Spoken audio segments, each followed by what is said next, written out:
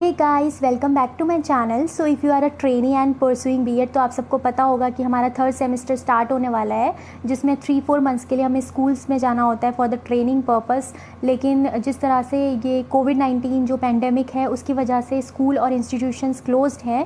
But आपको एक चीज़ clear होनी चाहिए, as a trainee you should aware कि जो स्कूल है उसमें जो स्टूडेंट्स हैं उनकी लर्निंग स्टॉप नहीं हुई है, उनकी लर्निंग को फैसिलिटेट किया जा रहा है। और लास्ट मंथ एनसीईआरटी ने एक ऑल्टरनेटिव एकेडमिक कैलेंडर भी रिलीज़ किया था, जिसमें उन्होंने 4 वीक का प्लान रिलीज़ किया था कि किस तरह से बच्चों की लर्निंग को फैसिलिटेट किया जाए। और कल उन्होंने दोबारा से जो 8 वीक है, जो नेक्स्ट 8 वीक है, उसके लिए दोबारा से अपर प्राइमरी लेवल के लिए दोबारा से एक प्लान, ऑल्टरनेटिव एकेडमिक प्लान को रिलीज़ किया है। उसकी वजह से ही मैंने ये वीडियो बनाई है। और हमें भी अपने इंस्टीट्यूशन से, जो कि एससीईआरटी है मेरा इंस्टीट्यूशन, वहाँ से हमें भी ये इंस्ट्रक्शंस मिले हैं कि जल्द ही हमारी ऑनलाइन क्लासेस स्टार्ट हो जाएंगी। मे भी हो सकता है कि इन फ्यूचर हमें बच्चों से ऑनलाइन ही इंटरेक्ट करने का मौका मिले। तो आई थॉट कि मैं ये वीडियो बनाऊं कि आपको पता होना चाहिए कि जो बच्चों की लर्निंग है वो स्टॉप नहीं हुई है, अभी भी बच्चों को की लर्निंग को फैसिलिटेट किया जा रहा है। तो जो रिलीज़ किया है एकेडमिक कैलेंडर, वो लास्ट मंथ किया था, जिसमें 4 वीक्स का उसमें प्लान दिया था, जो डिफरेंट सब्जेक्ट है अपर प्राइमरी लेवल के लिए, अलग अलग लेवल्स के लिए दिया हुआ है, सेकेंडरी लेवल के लिए भी। हम यहाँ पे क्योंकि हमें 6 to 8 क्लास के बच्चों से डील करना है और 9 to 10 से भी मे बी कुछ केसेस में, पर जो मेन फोकस है वो 6 to 8 क्लास के लिए ही होता है अपर प्राइमरी लेवल पे। तो उसी के बारे में हम आज बात करेंगे। तो जो लास्ट टाइम रिलीज़ हुआ था उसमें कुछ गाइडलाइंस दिए गए थे पेरेंट्स को और टीचर्स को कि किस तरह से बच्चों की लर्निंग को फैसिलिटेट करवाया जाएगा इस टाइम पर, तो उसके बारे में ही इसमें बात करी गई है। तो आज हम उसी को डिस्कस करेंगे। अगर आप ट्रेनी हैं, अगर आप कोई पेरेंट भी इस वीडियो को देख रहा है तो उसको भी काफ़ी इन्फॉर्मेशन मिलेगी। तो सबसे पहले ये चीज़ कही गई है कि मोबाइल फ़ोन का यूज़ किया जाएगा बच्चों की लर्निंग को फैसिलिटेट करने के लिए। अब यहाँ पर 2 कंडीशन हो सकती है। एक तो कंडीशन ये है कि बच्चों के पास इंटरनेट होगा और कुछ बच्चों के पास इंटरनेट नहीं होगा। तो जिनके पास इंटरनेट होगा उसको टीचर कैसे फैसिलिटेट कर सकती है, different social media platform use करके, जैसे व्हाट्सएप हो गया, टेलीग्राम के थ्रू, जो गूगल मेल है उसके थ्रू।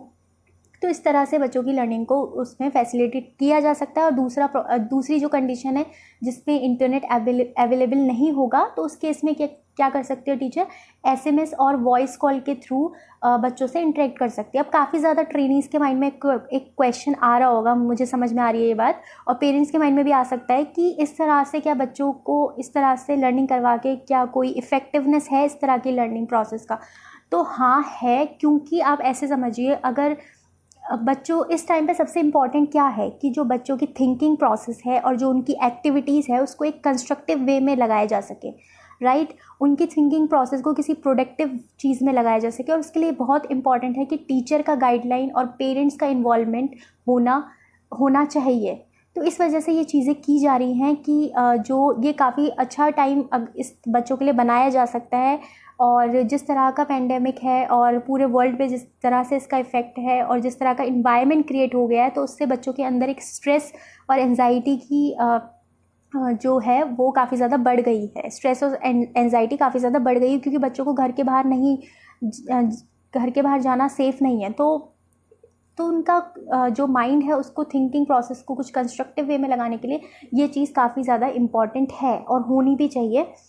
तो उसी को ध्यान में रखते हुए कुछ गाइडलाइंस दी हुई हैं। तो सबसे पहले यही कहा गया है कि जो स्ट्रेस है और जो एंजाइटी है उसको रिड्यूस करने के लिए मेजर्स लिए जाएं।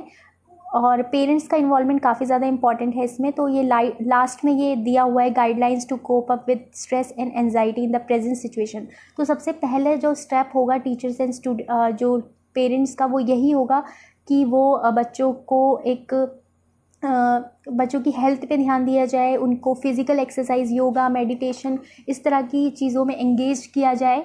और साथ में एक रूटीन क्रिएट किया जाए बच्चों के अंदर, जैसे कि फ़िक्स टाइम पे बेदिंग हो गया, फूड हैबिट्स हो गई, स्लीपिंग हैबिट्स हो गई। तो एक सेल्फ डिसिप्लिन क्रिएट होगा, ये काफ़ी ज़्यादा इंपॉर्टेंट है।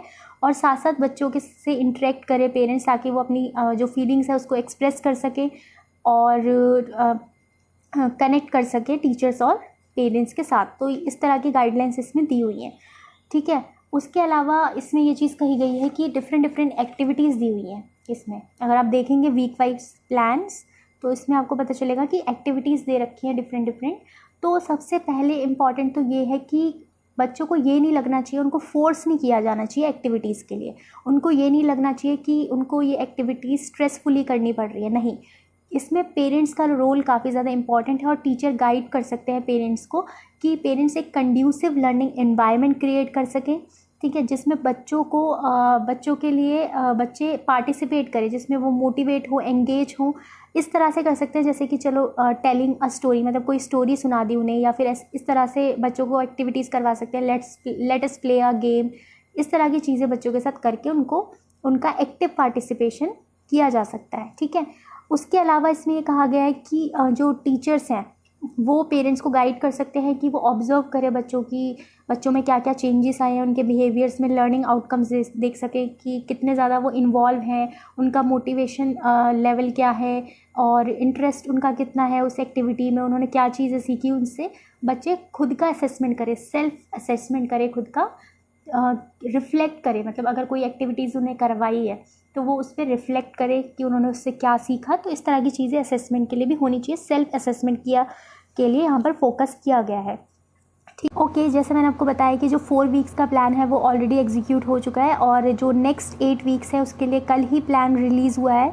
तो ये जैसे अगर आपका सब्जेक्ट साइंस है तो आप देख सकते हैं यहाँ पर किस तरह से चीज़ें दी हुई हैं, वीक वाइज सजेस्टिव एक्टिविटीज़ दी हुई है, जैसे थीम बेस्ड टॉपिक्स हैं, मटेरियल हो गया, तो इस तरह से टास्क दिए हुए हैं। और यहाँ पर आप देख सकते हैं जो सोर्सेज है, रिसोर्सेज है, जिसका यूज़ करके आप ये टीचिंग लर्निंग प्रोसेस करवा सकते हैं। तो ये सारी चीज़ें इसमें दी हुई हैं। टास्क जैसे दिया हुआ है कि जो भी फैब्रिक है अवेलेबल है होम पे उसकी स्क्रैप बुक क्रिएट करना। तो इस तरह की चीज़ें एक्टिविटीज़ बच्चों को एंगेज रखेंगी, उनकी थिंकिंग प्रोसेस को एंगेज रखेंगी, ओके, और उनका लर्निंग प्रोसेस कंटिन्यू रहेगा। तो इस तरह की चीज़ें दी हुई हैं, आप पूरा पढ़ सकते हैं। इसका जो लिंक है वो मैं डिस्क्रिप्शन बॉक्स में डाल दूँगी और अगर आपको कोई डाउट रहता है तो आप पूछ सकते हैं मुझे। और अगर हमारा फ्यूचर में अगर इस तरह की कोई चीज़ें होती हैं कि हमको इंटरेक्ट करने का मौका मिलता है बच्चों से ऑनलाइन प्रोसेस के थ्रू ही, तो मैं आपके साथ वो भी ज़रूर शेयर करूँगी कि किस तरह से हम ये एग्जीक्यूट कर रहे हैं प्लान, तो वो भी मैं आपके साथ शेयर करूँगी। अगर आपको ये वीडियो पसंद आया है तो आप इस वीडियो को लाइक करें और शेयर करें अपने फ्रेंड्स के साथ और सब्सक्राइब करें इस चैनल को, ताकि जो भी अपकमिंग वीडियोस में डालूँ उसका रेगुलर अपडेट्स आपको मिलते रहें। तो मिलते हैं नेक्स्ट वीडियो में, टिल देन बाय बाय।